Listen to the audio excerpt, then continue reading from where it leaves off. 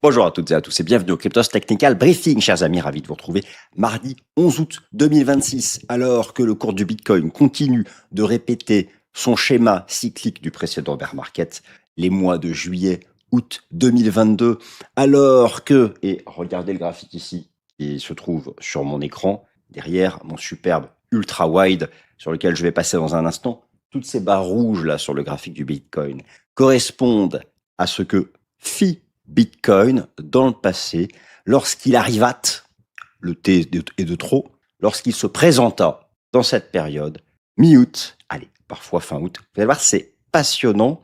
En tout cas, c'est une période à suivre pour potentiellement terminer cette reprise qui a commencé le 1er juillet.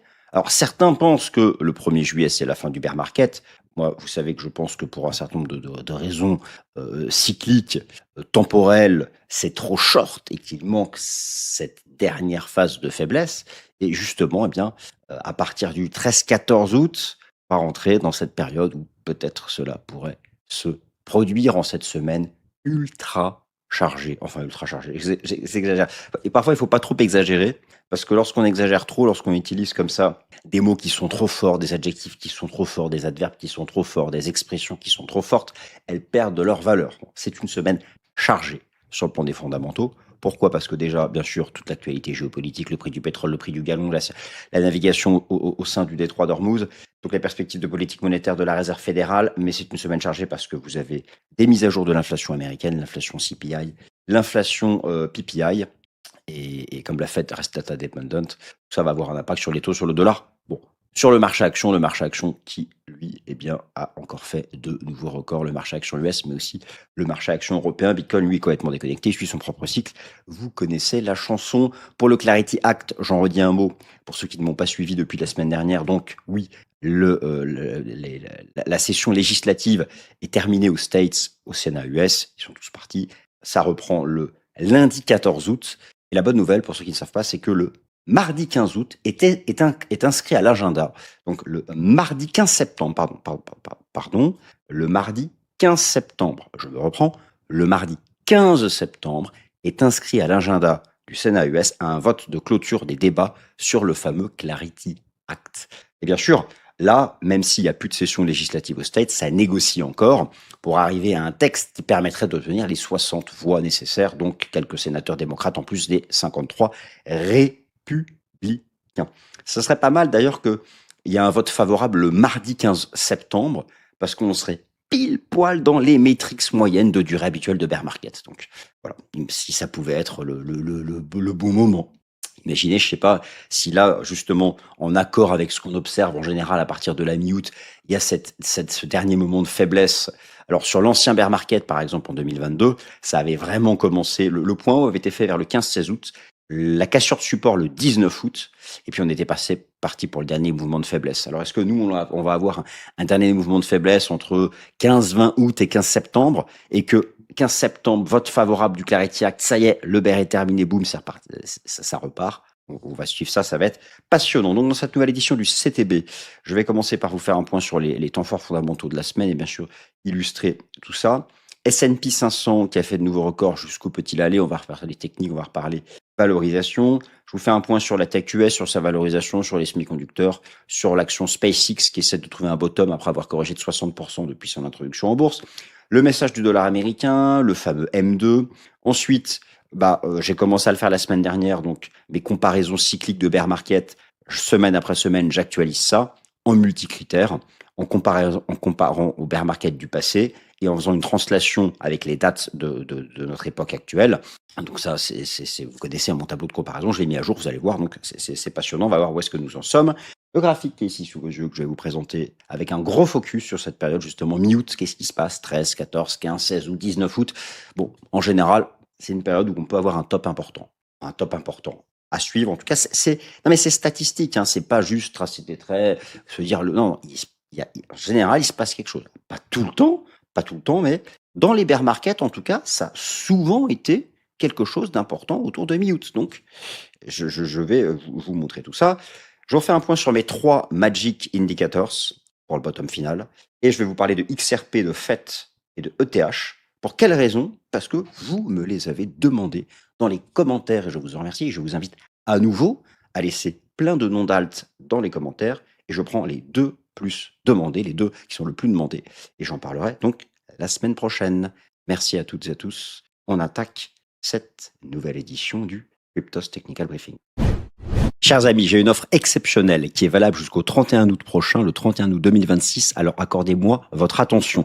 Vous comptez exploiter la fin à venir qui est proche du marché baissier cyclique, du cours du Bitcoin ou encore votre plateforme crypto actuelle, malheureusement, n'a pas obtenu l'agrément MiCA. Chers amis, la plateforme OKX qui, elle, a sa licence européenne MiCA, propose, et c'est valable jusqu'au 31 août prochain, un bonus de 8% sur tous vos dépôts. Oui, un bonus de 8% sur vos dépôts sur la plateforme OKX.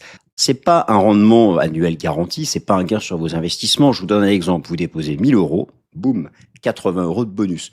Vous déposez 10 000 euros, boum, 800 euros de bonus. Vous déposez 50 000 euros, boum, vous faites le calcul, oui, 4 000 euros de bonus. Alors attention, c'est plafonné jusqu'à 5 000 euros de bonus, dépôt minimum de 10 euros. Et ce bonus sera versé toutes les 2 semaines pendant 1 an. Chers amis, n'hésitez plus, foncez, franchement, un bonus de 8%, c'est unique dans le marché. Et en plus, c'est un secret de polichinelle, c'est de notoriété publique. OKX fait partie des plateformes avec les frais de trading crypto, spot et levier les plus bas du marché. Toutes les infos avec mon lien officiel en description. C'est parti mon kiki, grosse semaine sur le plan des fondamentaux. Comme d'habitude, la géopolitique, ça c'est en trame de fond, les déclarations des uns et des autres. Il n'empêche, je vous en parle un peu moins ces derniers temps, mais il n'y a pas grand-chose qui passe à travers le détroit d'Ormuz. Moi je regarde toujours les différents baromètres, indicateurs, données statistiques qui remontent de la navigation et du transport de pétrole et de GNL. Ah oui, hein, c'est toujours quasiment proche de zéro, donc forcément, avec le temps qui passe. Alors, il y a des routes alternatives, il y a même un transport par camion massif qui est organisé par exemple par l'Arabie Saoudite, mais au final, cela ne remplace pas quand même. Donc le pétrole a tendance à rester quand même en zone d'alerte rouge. C'est une semaine d'inflation aux States, aux Statos d'ailleurs.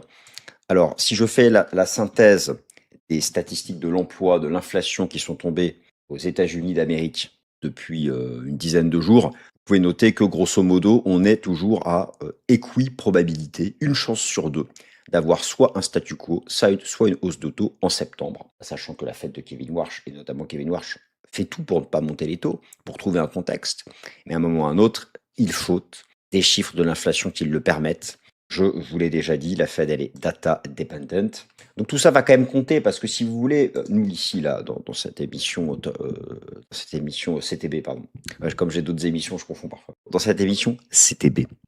L'idée, moi, ce que je cherche à faire avec vous, c'est d'aller identifier quelle sera de manière le plus précis possible la semaine. Je vais pas vous dire le jour, ni l'heure, ni la minute du point bas du bear market, mais grosso modo qu'on puisse identifier quelle sera la semaine du bottom. Et il y a une fenêtre de tir, donc je la situe 15 septembre, 15 novembre. Voilà, 15 septembre, 15 novembre, c'est ma fenêtre de tir. Elle est large pour l'instant, je vous l'accorde, mais on va l'affiner. Justement, c'est grâce à ces données fondamentales et techniques, on va réussir à resserrer petit à petit. Et donc forcément, toutes ces données qui vont tomber, les décisions de politique monétaire des banques centrales de septembre, notamment la Fed et la BOJ, vont décider si ce sera plutôt le début de la fenêtre temporelle ou la fin de la fenêtre temporelle. Souvenez-vous, la fin de l'ancien bull run, où le principe était le même, il y avait une fenêtre temporelle qui était fin septembre et mi-novembre. Le sommet était fait le 6 octobre. Ça a été plutôt dans la première partie. Et on répétera pas forcément le schéma. Ce sera peut-être au début, au milieu, à la fin, on ne sait pas. En tout cas, moi, ma certitude, c'est qu'on sera dans la fenêtre. Donc, beaucoup de chiffres vont tomber et ces chiffres, ce sont ces chiffres qui vont décider quand est-ce qu'on marquera le vrai point bas. Donc, les décisions des banques centrales, influencées par les chiffres de l'inflation de l'emploi, et bien sûr, bon, la géopolitique toujours en trame de fond, mais ça influence le prix du pétrole, qui influence le prix du gallon, qui influence l'inflation, notamment l'inflation CPI, l'inflation nominale. Voilà, donc les banques centrales, ok, et puis, bien sûr, le grand rendez-vous politique de rentrée, mardi 3 novembre, les élections US midterm, élections de mi-mandat US. Il faut que vous ayez en tête ces 3 dates qui comptent. 16 septembre, décision de la Fed, 18 septembre, BOJ, 28 octobre, Fed, 3 novembre, élection de mi-mandat US. Et oui, et sans oublier, mardi 15 septembre, le vote de clôture qui nécessite 60 voix au Sénat US sur le Clarity Act. Donc vous avez tous bien retenu, 15 septembre, 16 septembre, 18 septembre, 28 octobre, 3 novembre. Ces 5 dates seront sous l'influence de tout un tas de statistiques. Donc là, comme je ne peux pas tout vous montrer, je vous ai rassemblé celles qui comptent avant le 16 septembre, parce que le 16 septembre, c'est la Fed. Donc je viens de vous montrer qu'il y avait pour l'instant une chance sur deux d'un statu quo ou d'une hausse de taux. Et qu'est-ce qui va décider? Tout ce que vous avez sous les yeux. Voilà, est-ce que vous me suivez? Donc tout ce que vous avez sous les yeux va le décider. Et là, nous sommes, en tout cas quand j'enregistre la vidéo, mardi 11 août. Vous allez peut-être la regarder après. Et ce que vous pouvez noter sur ce tableau, c'est qu'on a déjà le 12 et le 13, le 12 et le 13 des chiffres. Donc ces chiffres sont ceux de l'inflation US selon le CPI, car je vous rappelle que l'inflation US est reportée par 3 grands indices d'inflation, dont un que regarde en particulier la Fed, et dans ce particulier, eh bien, une certaine représentation. Donc c'est CPI, PPI, PCE. La Fed regarde surtout le PCE et surtout le Trim Min PCE. Voilà, bon, c'est quand on le sait, ensuite c'est facile. Donc cette semaine, c'est le CPI. Qu'est-ce qu'on veut voir? On va pas rêver. On veut pas une baisse de l'inflation nominale. Bon, là, le consensus l'anticipe, mais il faut pas déconner. Enfin, on verra bien. Why not? Ce qu'on veut voir, c'est une stabilité de l'inflation sous-jacente qui avait donné un bon chiffre en droppant à 2,6 à la dernière mise à jour. Là, j'aime pas voir un consensus optimiste, mais bon, tout ça pour dire que il faut une inflation CPI sous contrôle. Vous allez me dire, ça va être chaud avec un prix du gallon aux States actuellement à 4 dollars en moyenne, alors que le prix normal, si vous voulez, le monde d'avant les opérations militaires contre l'Iran, c'est 3,15 dollars. La moyenne il y a un an du prix du gallon aux États-Unis. Ça dépend des États. Plus t'es loin de là où on produit du pétrole, le pétrole, grosso modo, on le produit là. Plus t'es proche, au Texas, c'est 3,5 dollars en moyenne le gallon. En Californie, c'est 5,60. Ah, ça coûte un bras. Enfin, ça coûte un bras. Ça reste toujours moins cher qu'en France. Donc voilà, donc tous ces chiffres, bien sûr, la Fed data dependent, tout ça, tout ce bordel, ça va jouer, le prix du pétrole. Le prix du pétrole, je vous le remonte rapidos, mais bon, voilà, enfin, ça change tous les jours, mais le prix du pétrole reste, donc je vous remonte ma cartographie, pardon. Cartographie. Eh bien, il est toujours en zone d'alerte rouge. Voilà, il est là, il est juste là, et donc il est entre 80 et 87, c'est pas bon. Voilà, mais en même temps, là, il y a pas grand chose. Alors, ils ont arrêté de se balancer des missiles et des drones. Enfin, bon, de temps en temps, il y a un petit drone qui passe, un petit missile aussi. Mais ce que le marché regarde surtout, c'est qu'il n'y a pas grand chose qui passe à travers le détroit d'Ormuz. Ça commence à être un peu compliqué. Donc, en gros, ce que je pourrais vous dire, c'est que plus tôt le prix du pétrole revient là, plus la probabilité que le bear trouve son bottom final dans le début de la fenêtre est important. Plus le pétrole se maintient à un niveau élevé, plus eh bien, le bottom du bear risque de se faire à la fin de la fenêtre temporelle. 15 septembre, 15 novembre. Ah, on est le 11 août, hein, les potos, c'est pas si loin que ça. C'est pas si loin que ça. Ok, donc, great. Alors, le S&P 500, incroyable. Nouveau record historique. Et oui, nouveau record historique du S&P 500. Aucun support n'est cassé, ni en données mensuelles, ni en données hebdomadaires, ni en données journalières. Toujours bullish en weekly au-dessus des 7580, à court terme au-dessus des 7650. Alors, je ne vais pas vous faire une émission spéciale sur le S&P 500, mais la question que vous pouvez vous poser, elle est légitime. Alors déjà, le S&P 500 suit son propre cycle, Bitcoin son propre cycle. Les corrélations agissent comme ça de temps en temps, mais la tech et les semi-conducteurs n'ont pas du tout le même parcours que Bitcoin, et tant mieux. Bitcoin suit son propre cycle. Bitcoin est influencé par ses propres fondamentaux, et notamment cycliques, et aussi de participation, et aussi réglementaire, participation institutionnelle. Les corrélations, c'est-à-dire marché-action, taux d'intérêt dollar, arrivent maintenant après. Ça, pour moi, ça c'était une bonne nouvelle, parce que ça permet vraiment qu'on reste dans cette approche cyclique, la seule qui nous permet de nous projeter, et finalement un des seuls actifs cotés en bourse qui a un tel cycle, qui donne une telle visibilité. Donc le S&P 500, malgré tout, s'il se prend un jour une énorme claque, bon, forcément, les corrélations agissent quand même, au moins à court terme. La question qu'on peut donc se poser, c'est, il fait encore un nouveau record, est-ce que cette fois-ci, est-il définitivement 1000 fois trop cher? Va-t-il s'en manger une? Écoutez, non. Première chose que je veux vous montrer, les résultats d'entreprise du second trimestre sont terminés. Donc pour 90% d'entre eux, c'est du archi solide. Le deuxième trimestre 2026 écrase. On n'a pas vu un tel trimestre depuis 2021. Donc les résultats sont archi solides, les anticipations de profit sont revues en hausse, et c'est pas que la tech, le secteur de l'énergie, communication services, consommation discrétionnaire, information technology, ça envoie de la croissance des profits partout aux States. Ça envoie de la croissance des profits, le second trimestre est solide, les perspectives de profit sont solides, et regardez comme c'est intéressant, alors que le S&P 500 fait de nouveaux records historiques, alors que le S&P 500 fait bien donc de nouveaux records historiques, il est de moins en moins cher. Selon le PE Forward est retombé à sa moyenne des 10 dernières années. Donc, comment expliquer ça? Est-ce que vous me comprenez? Le fait que je vous dis que le marché action fait un nouveau record historique, mais pour autant qu'il est de moins en moins cher. C'est parce que même si son prix augmente, les perspectives de profit augmentent tellement plus qu'au final, lorsque vous faites le prix du marché par rapport aux perspectives de profit, ça baisse. Donc, logiquement, eh bien, je continue de vous dire que il y aura toujours des corrections à court terme, il y aura toujours, regardez, corrections, des ranges, mais in fine, ça monte. Voilà. Donc tout ça pour dire qu'il y aura toujours des retours sur support, mais que ce sont des opportunités et que, eu égard aux fondamentaux prospectifs, ce marché, même s'il y aura toujours des corrections court terme, il n'y a pas à me crier dessus parce que aujourd'hui ça baisse de 1%, rien à cirer parce que après ces corrections de court terme, ça reprendra la tendance haussière de fond. Ce marché ira chercher 8000 points et probablement même au-delà. Par exemple, si on raisonne en termes de PE forward ou de PE chiller, les 8000 ne seraient qu'une formalité. Voilà, donc tout ça pour dire que, pour le moment, bien le marché action US poursuit sa tendance haussière, soutenue donc très largement par la tech. Alors, beaucoup se posent la question, la tech, les semi-conducteurs, alors il y a beaucoup d'industries dans la tech, mais essentiellement les semi-conducteurs ont fait des parcours boursiers verticaux. C'est une bulle. Je vous remonte simplement pour vous. Là, j'ai sélectionné le top 12. Donc, c'est le top 12, c'est le top 22 des secteurs. Donc, Information Technology, Communication Services. Donc, c'est la tech au sens large. Et avec un classement selon PE Forward. Et vous voyez, par exemple, vous prenez Micron, qui est un des 3 leaders mondiaux avec Samsung et SK Hynix, de la mémoire vive IA, la fameuse mémoire vive HBM, eh bien, un PE forward de 5, c'est quasiment gratuit. Le PE forward du SP500, c'est 20. À 5, c'est gratos, alors que le machin a été en hausse verticale. Donc, il y a, si vous voulez, c'est un sujet qui est un peu différent de la crypto, mais malgré tout, la bulle semi-tech n'est pas prête d'exploser, tout simplement parce que pour l'instant, on n'est pas du tout dans une euphorie de valorisation. Voilà. Donc, on pourra très bien avoir encore une année 2027 bullish sur la tech et les semis. Hein. Beaucoup de collapsologues, beaucoup de pessimistes, mais en fait, beaucoup de pessimistes, c'est parce que leur métier, c'est d'être pessimiste.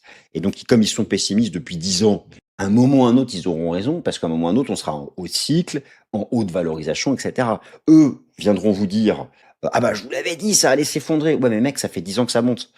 Et moi, je viendrais vous dire, ah bah là, il était temps d'entrer en correction majeure parce que la valo est ultra excessive. Pour l'instant, c'est pas le cas. Voilà.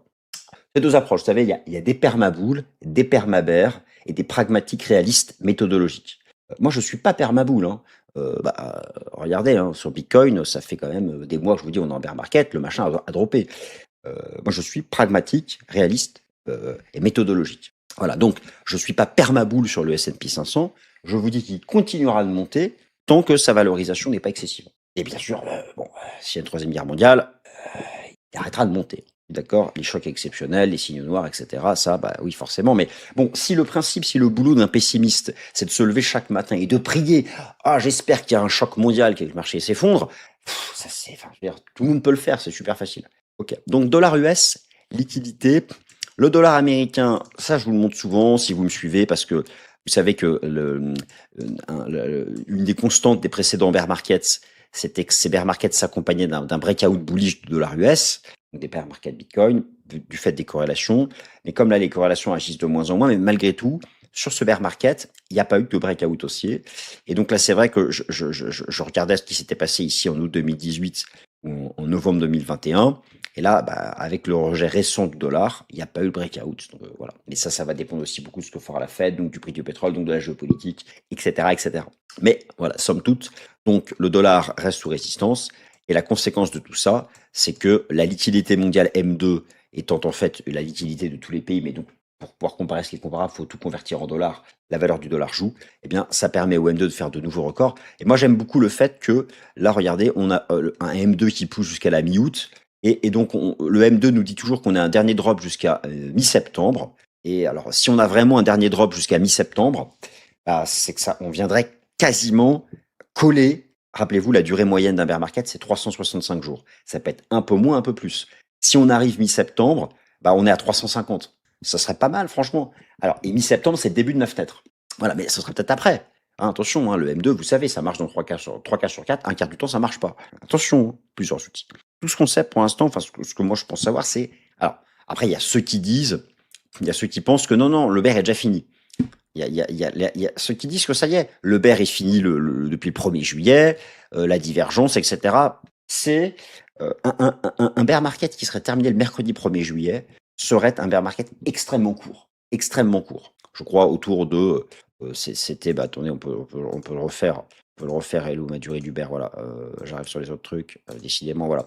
Si je reprends ça, donc là, nous sommes. Donc, ce mardi 11 août, nous sommes à 309 jours de bear market. Donc, vous voyez que là, celui-là avait duré 363, 376.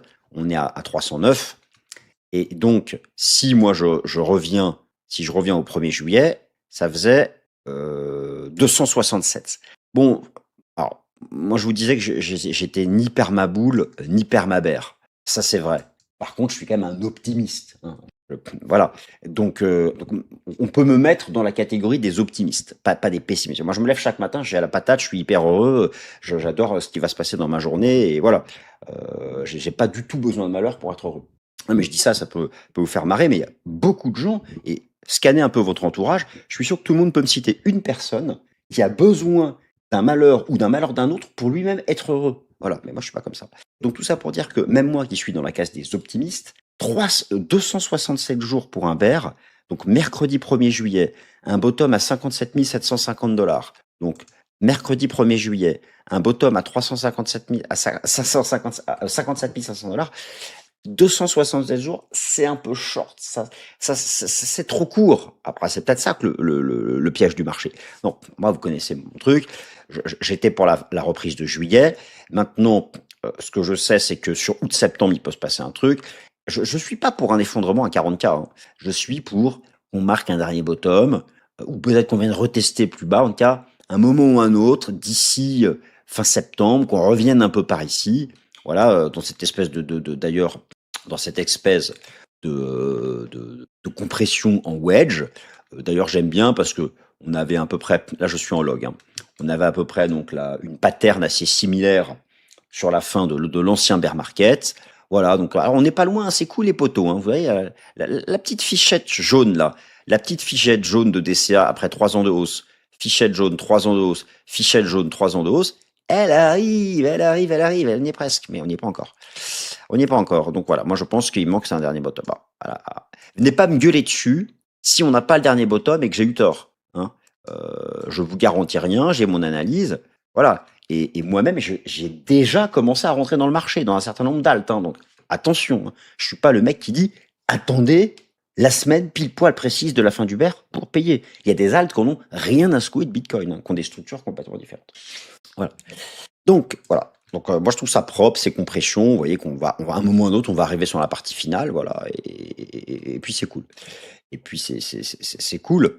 Donc, alors, justement, où est-ce qu'on en est un peu dans cet aspect temporel? Donc là, c'est un tableau que j'ai à nouveau mis à jour. Donc, vous voyez qu'il y a un seul critère qui dit que le bear market est terminé. C'est en nombre de jours après le halving. Celui de 2014 avait terminé son bear à 776. Là, nous, on a aujourd'hui, alors aujourd'hui, mardi 11 août, nous sommes 843 jours après le halving, le précédent donc, et 309 jours depuis le début du bear. Donc vous voyez que de toute façon, si on s'était arrêté à 267, 1er juillet, c'était déjà le plus court. Mais même si on s'arrêtait aujourd'hui maintenant à 309, alors il faudrait faire un nouveau plus bas hein, pour valider 309, ça resterait court encore. Voilà. Donc voilà, là j'ai toujours alors je dis 15 septembre, 15 novembre, parce que bon, il y a d'autres critères, mais selon ces deux critères temporels, durée totale du bear et fin du bear en nombre de jours après le précédent halving, voilà, ça vous savez que ça donne la fenêtre 25 septembre, 18 octobre. Le 365 jours pile, c'est 6 octobre, hein, le bear market ayant commencé le 6 octobre 2025, 6 octobre de 2026. Voilà, donc là pour l'instant, nous sommes dans ces critères-là.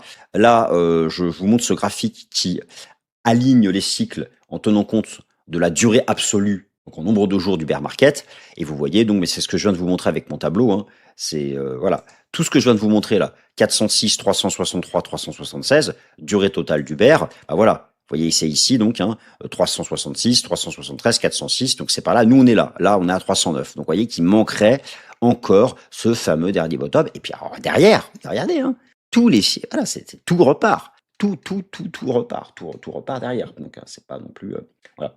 Nous approchons de là. Donc, ça, c'est 2027, 2000.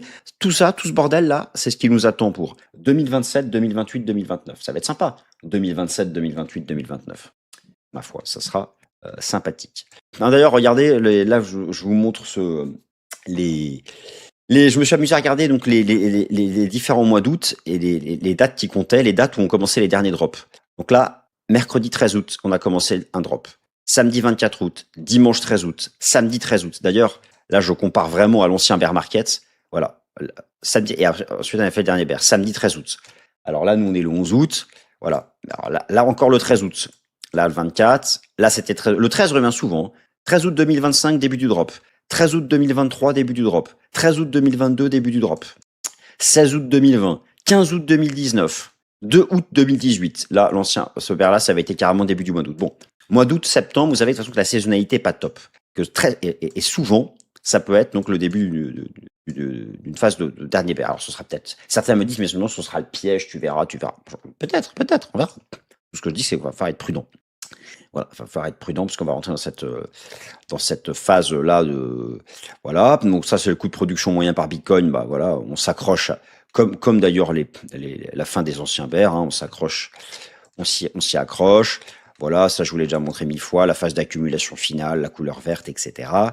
Donc bah, le fameux Sharpe ratio, moi vous savez que j'attends un basculement sous le Sharpe, sous moins 1,5 de Sharpe, pour avoir enfin mon allocation finale, c'est repassé sous 60 600. Il y a quand même un prix, si vous voulez. Alors, si vraiment on fait le dernier drop, jusqu'où ça peut aller. Là vous avez sous les yeux, c'est ce qu'on appelle le prix réalisé. C'est le prix moyen d'achat global. Quel que soit votre horizon de temps d'investissement, ce sont voilà, ça vient de la blockchain Bitcoin. Peu importe, c'est le coût moyen d'acquisition par Bitcoin.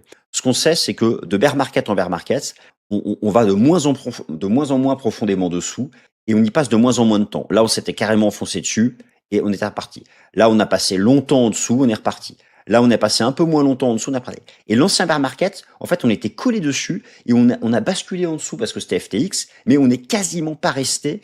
Très très vite, on est repassé au-dessus. Vous voyez, à chaque fois, c'est de moins en moins profond et de moins en moins long.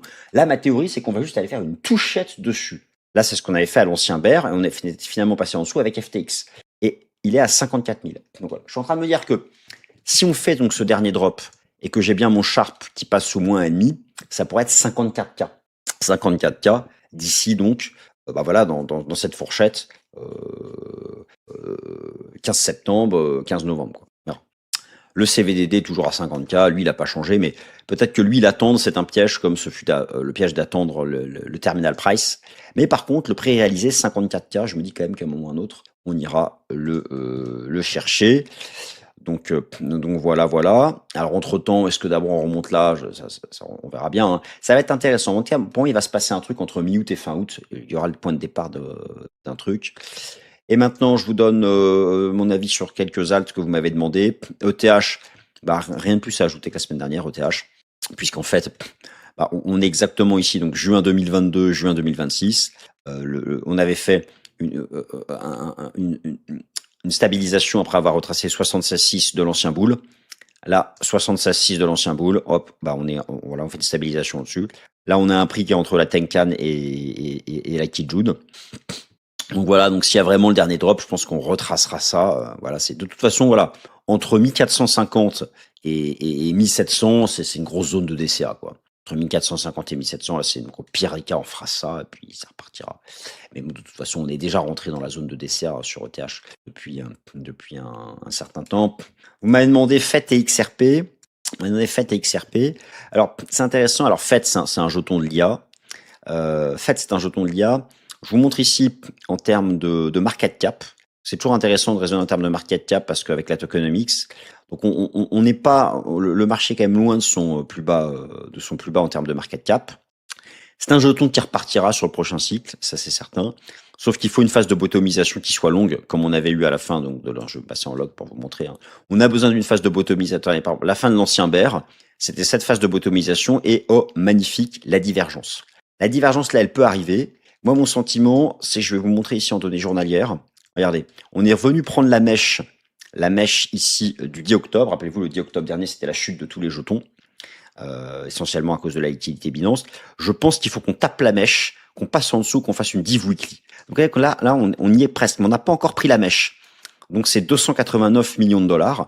Donc je pense que il faut aller prendre la mèche, il faut aller mècher la mèche, il faut passer un peu en dessous. Là, s'il y a une div, ça peut repartir. Si ça réintègre, c'est bien. Il y a eu beaucoup de configurations comme ça, de prise de mèche qui fonctionnent bien. Donc potentiellement, là, on est en train de créer un gros range d'accumulation, mais je pense qu'il faut d'abord basculer en dessous, là, avant d'envisager quelque chose. Donc pour l'instant, ça me paraît encore un peu trop tôt. Et le XRP, lui, eh bien, je pense qu'il a besoin aussi d'une longue phase de latéralisation avant de repartir. Là, ça me paraît encore trop tôt. J'ai ce point que je note ici, à 50 milliards de dollars de market cap. Et pour l'instant, rien n'indique qu'un point bas a été trouvé. Il faudrait au moins prendre le 78,6 de retracement. Donc là, on est à 63 milliards de market cap. Le 78,6 est à 57. Je paye, le XRP, je paye entre 50 et 57 milliards de market cap.